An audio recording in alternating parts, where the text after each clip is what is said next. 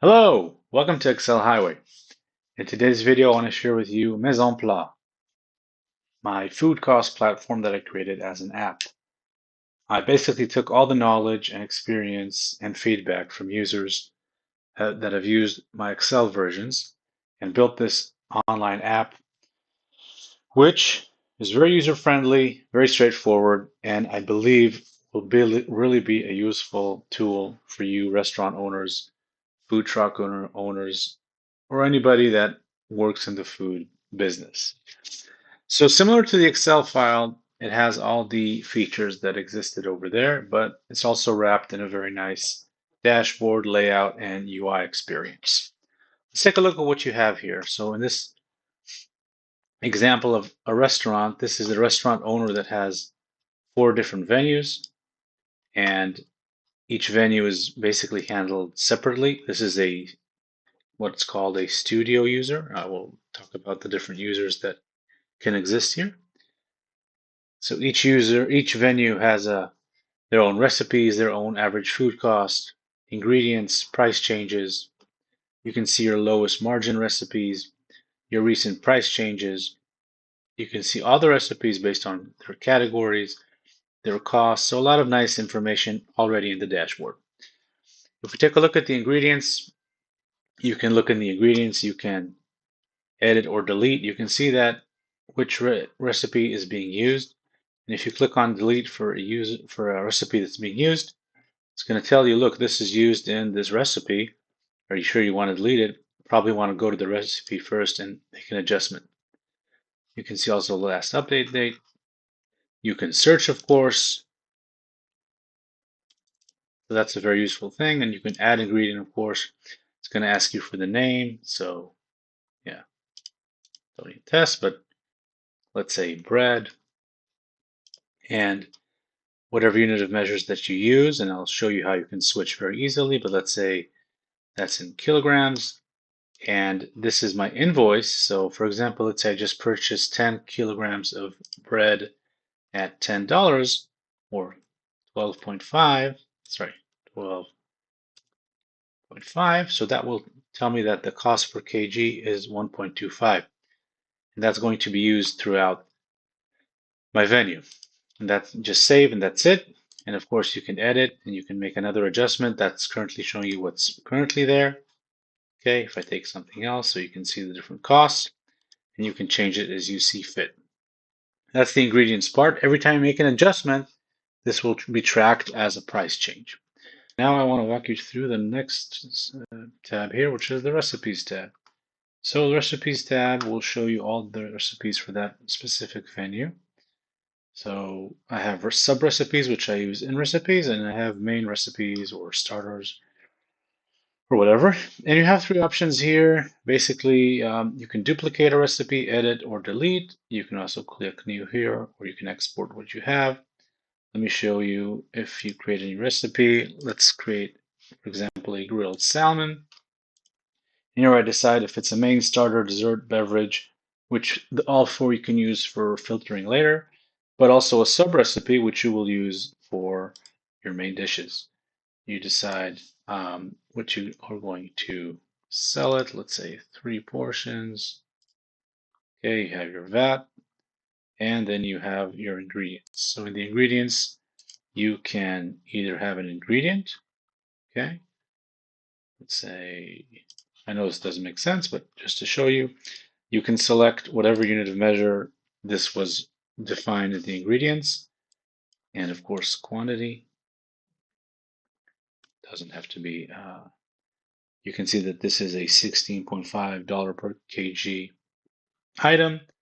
And as I bought, I need 1.25, so that's going to be the price. And I can also add sub recipes. Obviously, I can't change the portion, the unit, but I can change the quantity, and I will basically have a cost, sell price, food cost, and gross profit.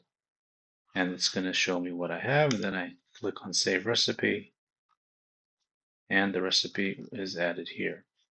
I can duplicate it, creates a copy, and when I edit, I have everything. And of course, I can delete. So as you see, it's very user friendly.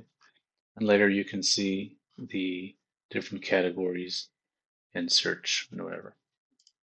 Lastly, we have the price changes. So this is a nice dashboard that you can see all your price changes, certain items, when was the change, the impact, etc., etc. So that's something that you can use. What are the affected recipes, of course, and the table on the bottom. In the account settings, you can define the name that you'll see here for yourself. You can set the units of currency, whether it's metric, imperial, or both. And when you select both or switch to imperial, that means everything will change to imperial, assuming you defined it. So you have to do that in advance. You can always use both in case you're not sure. And currency, you can switch to British pound, for example. I know it's opposite, but now the ingredients you can't change to kilogram because it's already in kilograms. But if you now create a recipe, an ingredient, sorry, then you will see those units. So I'll just return that to what makes sense for me. Costing defaults, so your target food cost, that's just going to show you that remark that you saw if you're above target, and the default tax that you can change per item. Plan and billing, we're going to talk about that in a few seconds, but this is a studio user, so it has access to multiple venues, team access, and unlimited recipes and ingredients. You can have team members, okay, in your team that they can assist and operate not as the owner, but as editors. So they have limited functionality. You can take a look at your venues. And if you use, so over here, you just change to a different venue and you can see different recipes, different costs, different ingredients. Everything's basically different. So they aren't synced. Okay, you can have different prices, you can have the same ingredient, so you can see everything here is different as you change between the venues. So we covered the dashboard, we covered the ingredients, we covered the recipes, we covered the price changes. We looked at the settings. You have the sign out here, and that's pretty much it. Now I want to show you how it looks for a starter, somebody that wants to just use this app for free.